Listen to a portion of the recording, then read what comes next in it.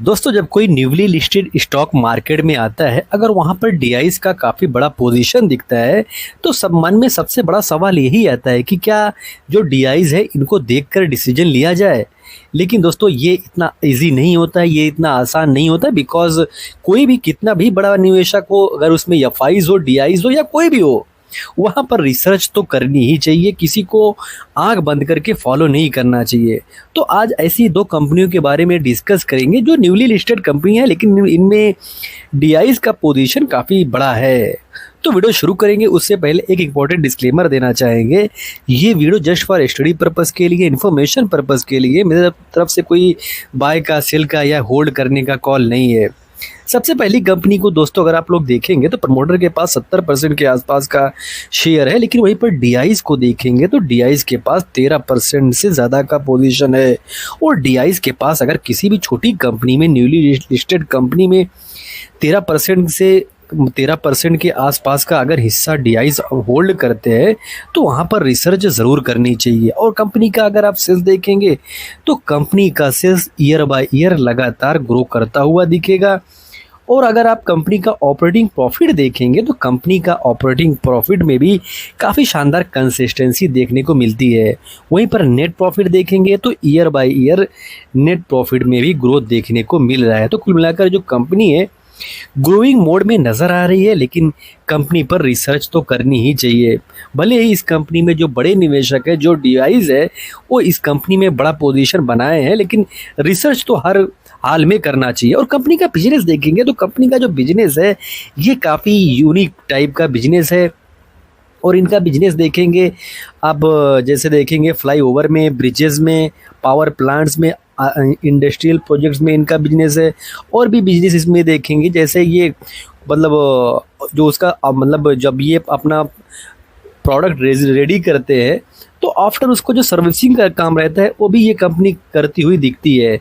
तो कुल मिलाकर जो इनका बिजनेस है, इसको अगर आप समझने का प्रयास करेंगे तो फ्लाईओवर में तो इनका बिजनेस है, लेकिन इनका जो मोस्टली बिजनेस है वो आप देखेंगे रेडीमेड जो वेयर हाउसेस होते हैं, आप देखेंगे जो जो प्लेटफॉर्म रहता है, रेलवे प्लेटफॉर्म रहता है, वहाँ पर जो पतरे का स्ट्रक्चर दिखता है वो ये कंपनी मोस्टली बनाती है। और इसमें काफ़ी बड़ा पोजीशन इंडिया में ये कंपनी होल्ड करके रखी हुई है।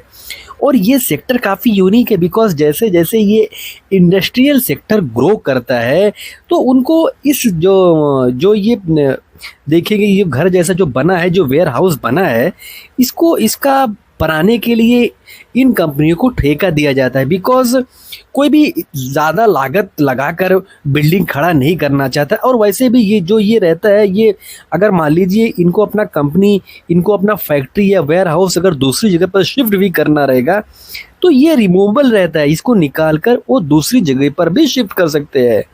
तो कुल मिलाकर जो ये बिजनेस है ये इंडिया में काफ़ी तेज़ी से ग्रो कर रहा है और इसी सेक्टर में ये कंपनी काम करती है।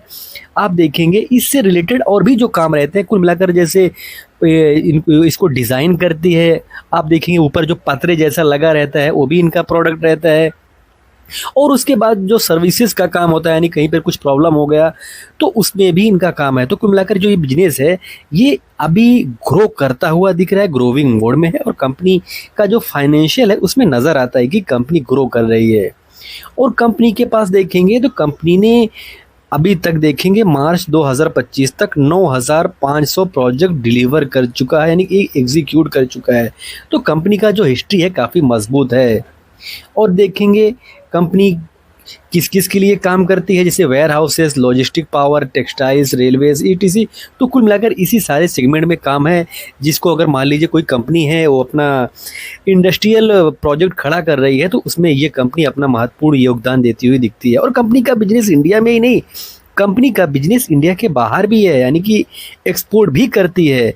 और डोमेस्टिक मार्केट में तो इनका काफ़ी मजबूत योगदान है। और ये कंपनी देखेंगे तो इंडिया के चारों साइड में फैली हुई है, लेकिन आप देखेंगे तो वेस्टर्न साइड में इनका काफ़ी मजबूत होल्डिंग नज़र आता है। कंपनी का मार्केट कैप काफ़ी छोटा है और टॉप से करेक्शन देखेंगे तो टॉप से अच्छे खासे करेक्शन में है और 52 वीक की लो के आसपास नज़र आएगी। और पी भी काफ़ी रीजनेबल है, और रीजनेबल पी होने का रीज़न ये भी है कि मार्केट में काफ़ी प्रेशर देखने को मिल रहा है, और इस प्रेशर में इस कंपनी की लिस्टिंग हुई और तब से जब से लिस्ट हुई मार्केट में तो ये ऊपर जाने के बजाय नीचे आई है। और इसके पीछे का कई सारा रीज़न है। बड़ी बड़ी जो दिग्गज कंपनियां हैं वो नीचे आई हैं, तो न्यूली लिस्टेड जो कंपनियां हैं वो सस्टेन कर पाए टॉप पे तो ये भी मुश्किल होता है। तो ऐसे में गिरावट में इस कंपनी पर आपको रिसर्च ज़रूर करनी चाहिए। कंपनी के पास रिजर्व देखेंगे काफ़ी मजबूत है, उसके मुकाबले में कर्जा कम है, तो ये भी एक अच्छी बात है। प्रोज की बात करेंगे तो कंपनी लगभग डेप्थ फ्री कंपनी है। तो डेप्थ फ्री नहीं बोल सकते बिकॉज इसके पास कर्जा भी है, लेकिन अपना कर्जा ये कंपनी कम करती हुई दिख रही है। और कंपनी का जो प्रॉफिट का रफ्तार रहा है पिछले 5 सालों का, ये काफ़ी शानदार रहा है। तो अगर आप और भी प्रोज देखेंगे तो जो ये सेक्टर है ये उभरता हुआ सेक्टर है। जैसे जैसे ये इंडिया ग्रो कर रहा है, इंडिया में कई सारी आप देखेंगे फैक्ट्रीज खड़ी हो रही हैं, इंडस्ट्रियल एरिया बढ़ता जा रहा है, नए नए आप देखेंगे तो जो प्लेटफॉर्म है वो बनते जा रहे हैं। तो ऐसे में ये जो सेगमेंट है इस पर आपको रिसर्च करने की ज़रूरत है। वहीं पर कॉन्स की बात करेंगे तो कंपनी डिविडेंड नहीं देती है, और डिविडेंड छोटी कंपनियां जो रहती हैं वो देना पसंद नहीं करती हैं। अभी तक इनका जो डिविडेंड का हिस्ट्री है ये अच्छा नहीं है। और कंपनी का नाम की बात करें तो M&B इंजीनियरिंग लिमिटेड कंपनी का नाम है, तो आपको इस पर रिसर्च करना चाहिए। एक इंटरेस्टिंग कंपनी है और बिजनेस काफ़ी अच्छा खासा ढंग से ग्रो करता हुआ दिख रहा है, तो यहाँ पर भी आपको रिसर्च करने की ज़रूरत है। वहीं पर दूसरी कंपनी को देखेंगे तो इस कंपनी में अगर आप नज़र दौड़ाएंगे तो DIs के पास 14% के आसपास का शेयर यहाँ पर भी है, और प्रमोटर को अपनी कंपनी पर काफ़ी बड़ा विश्वास दिखता है। और मार्केट कैप कंपनी का काफ़ी छोटा है, यानी कि एक स्मॉल कैप टाइप की कंपनी है। टॉप से करेक्शन में भी नज़र आएगी, और यानी कि ये कंपनी अपने निचले स्तर पर है। पी देखेंगे तो एक रीजनेबल पी भी नज़र आएगा, और वहीं पर ग्रोथ देखेंगे तो ये कंपनी लगातार अपना जो ग्रोथ है ईयर बाय ईयर काफ़ी अच्छे खासे ढंग से करती हुई दिख रही है। रिजर्व के मुकाबले में कर्जे का कम होना ये भी एक अच्छी बात बन जाती है। और अगर आप कंपनी के बारे में देखेंगे तो कंपनी के पास 6 खुद के डेवलप टेक्नोलॉजीज़ है, और 100+ प्रोडक्ट्स इनके पास है जो अलग अलग सेगमेंट में यूज़ होते हैं। आयरन फॉस्फेट का इनका काफ़ी बड़ा, यानी कि one of the largest producer ये कंपनी इंडिया की है, और मिनरल इंग्रेडिएंट्स में भी ये कंपनी टॉप एक्सपोर्टर है, और 36+ ग्लोबल सर्टिफिकेट इनको मिला हुआ है। तो कुल मिलाकर जो कंपनी है इंटरेस्टिंग है। कंपनी का जो हिस्ट्री है ये भी काफ़ी मजबूत है। अगर आप देखेंगे तो 35 साल प्लस का इनका एक्सपीरियंस है, और फॉर्चून 500 की 14 कंपनियां ऐसी हैं जिनको अपना ये जो इनके कस्टमर है। और कंपनी का देखेंगे तो टॉप 10 क्लाइंट से 42% का ये कंपनी रेवेन्यू जनरेट करती है। अच्छी भी बात है, और बुरी भी बात है ये है कि टॉप 10 पर इनका डिपेंडेंसी काफ़ी ज़्यादा है। और भी देखेंगे तो कंपनी के पास मैन्युफैक्चरिंग फैसिलिटीज़ 5 है।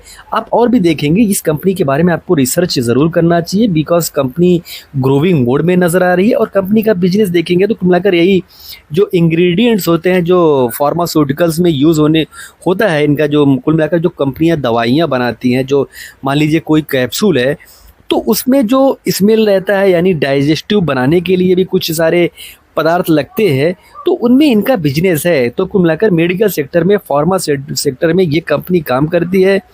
अगर इनके क्लाइंट भी देखेंगे तो Pfizer, Intas pharmaceuticals, Mankind pharma, marks group, Alembic pharmaceuticals limited. तो कुल मिलाकर आप देखेंगे जो दवाइयाँ वाली कंपनियाँ हैं वो उनकी क्लाइंट नज़र आती हैं।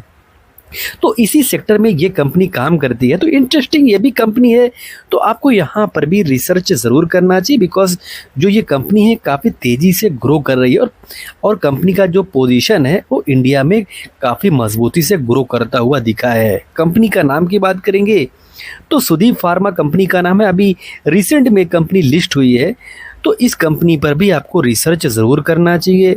और वीडियो डिस्क्लोज करेंगे उससे पहले एक इंपॉर्टेंट डिस्क्लेमर देना चाहेंगे, ये video just for study purpose के लिए, इन्फॉर्मेशन पर्पज़ के लिए, मेरी तरफ से कोई बाय सेल होल्ड का कॉल नहीं है, बिकॉज दोस्तों मैं SEBI रजिस्टर्ड एडवाइज़र नहीं हूँ। और वीडियो आपको इन्फॉर्मेटिव लगा हो तो वीडियो को लाइक कमेंट शेयर करें, और चैनल को सब्सक्राइब ना किया हो तो चैनल को सब्सक्राइब भी ज़रूर कर लें। मिलते किसी नए वीडियो में एक नए टॉपिक के साथ, तब तक के लिए दोस्तों हैप्पी इन्वेस्टिंग।